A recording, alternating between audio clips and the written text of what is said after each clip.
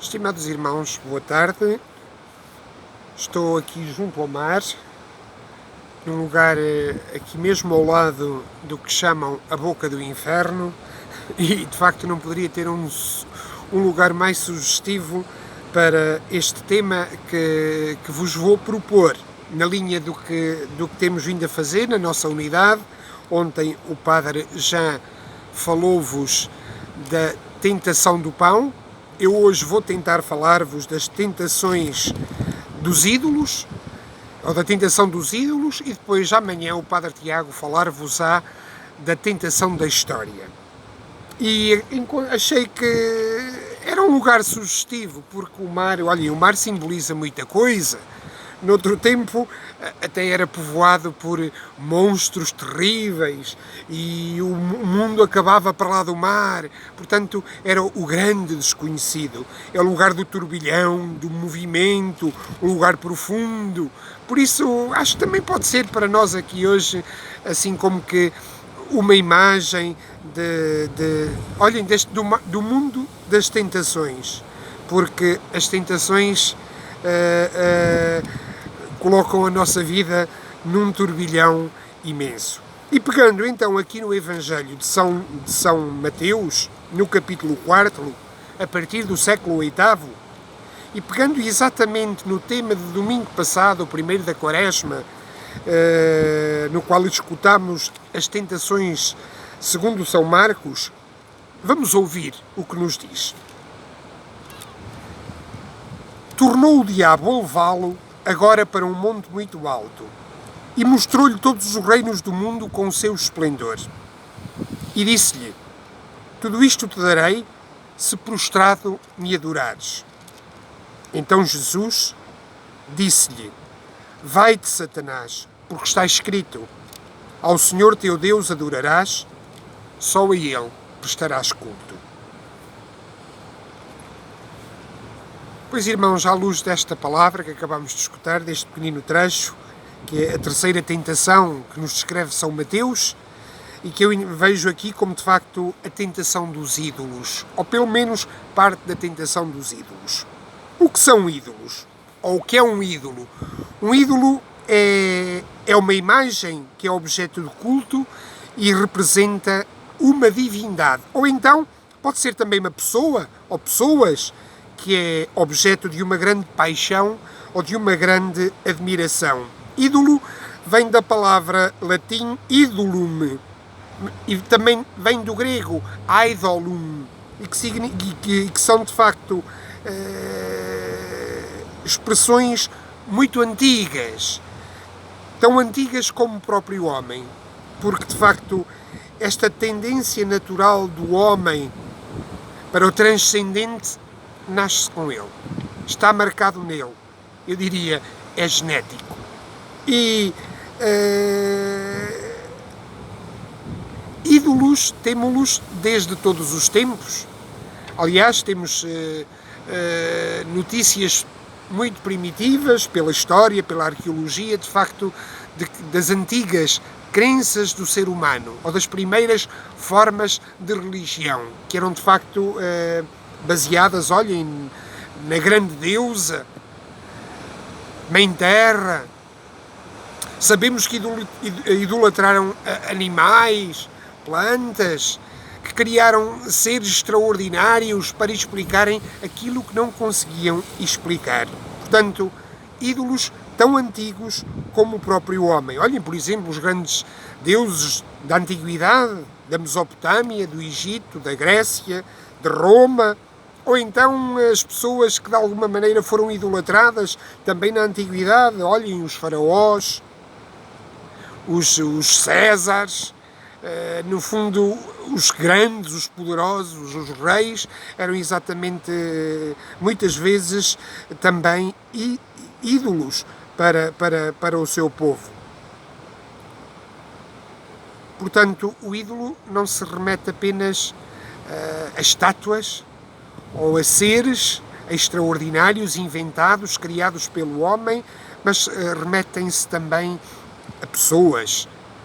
E neste campo há ídolos antigos, tão antigos como o próprio homem, de carne, de pedra, enfim, um grande género de ídolos, mas também há ídolos no nosso tempo. Sempre houve, há e sempre haverá.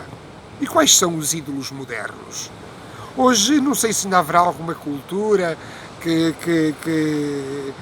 adore, digamos assim, ídolos de pedra ou de madeira, tenha figuras criadas, talvez o hinduísmo, um bocadinho, talvez, mas hoje os ídolos modernos não são de pedra nem são de madeira, são de carne, como eu e como cada um de vocês.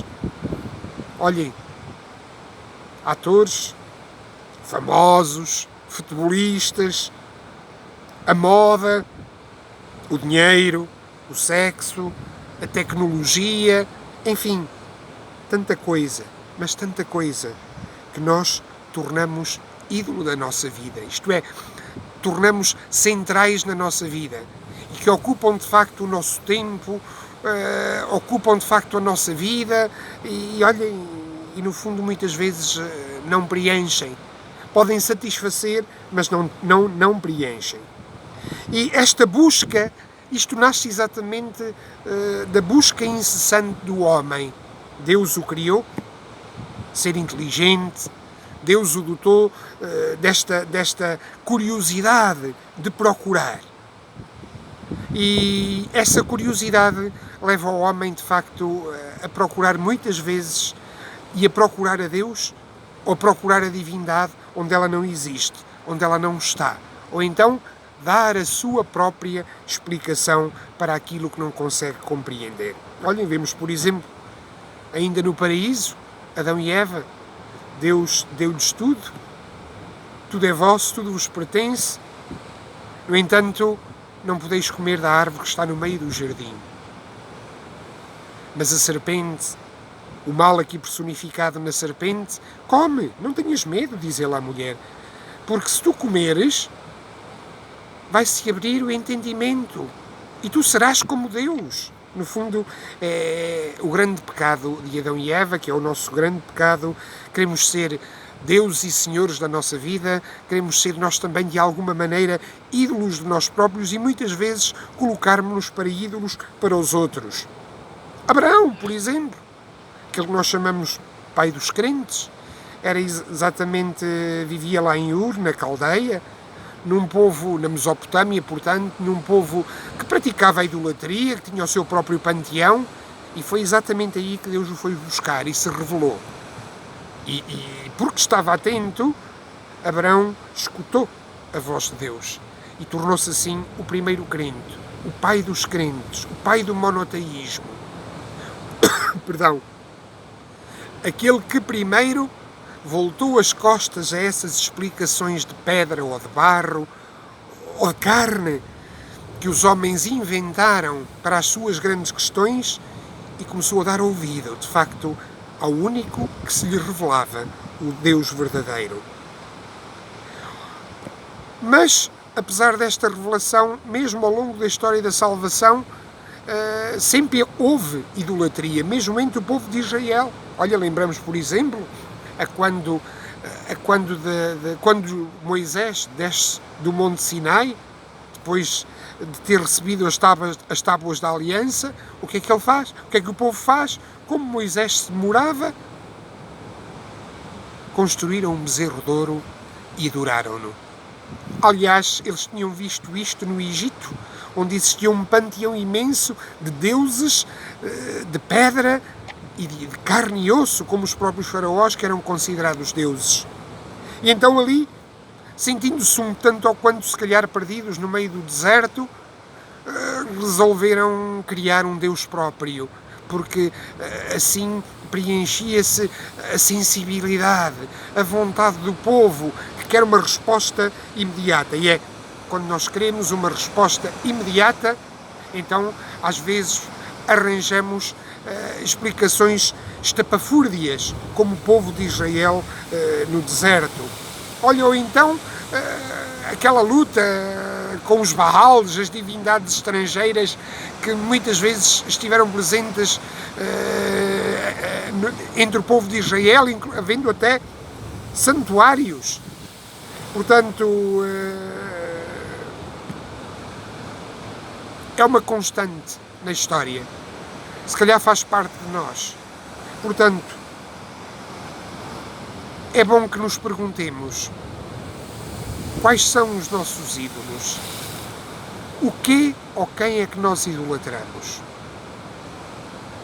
E neste tempo que é propício, que é o tempo da Quaresma, exatamente nesta primeira semana, onde ouvimos no domingo passado as tentações de Jesus no deserto, sobretudo esta tentação: ajoelha-te e adora-me. Vê de quem te ajoelhas tu. Vê diante de quem te ajoelhas tu. Vê diante de quem tu e eu nos ajoelhamos.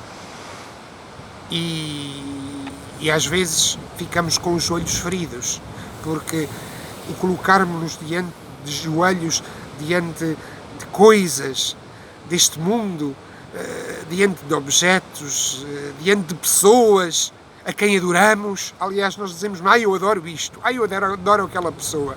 Às vezes esquecemos aquele mandamento: só a Deus adorarás, só a Ele prestarás culto. Portanto, é um desafio que nos é feito no início da Quaresma. Não caiamos na tentação da idolatria. Idolatria de outros tempos, idolatria deste tempo, do passado, do presente, e idolatria que existirá de certeza também amanhã. Idolatria de sempre. Não idolatremos ninguém nem nada.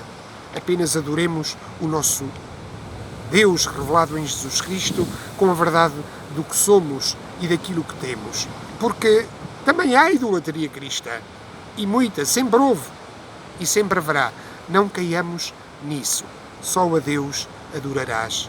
Só a Ele prestarás culto. Portanto, que o Senhor Jesus Cristo, aquele que venceu as tentações no deserto, nos ajude tão bem a dar uma resposta firme, decisiva, coerente, quando somos arrastados para o turbilhão das águas imensas por causa da dúvida, por causa de procurar respostas onde elas não estão e às vezes caímos profundamente no abismo. Que o Senhor nos ajude, que Ele nos dê a coragem de resistir como Cristo.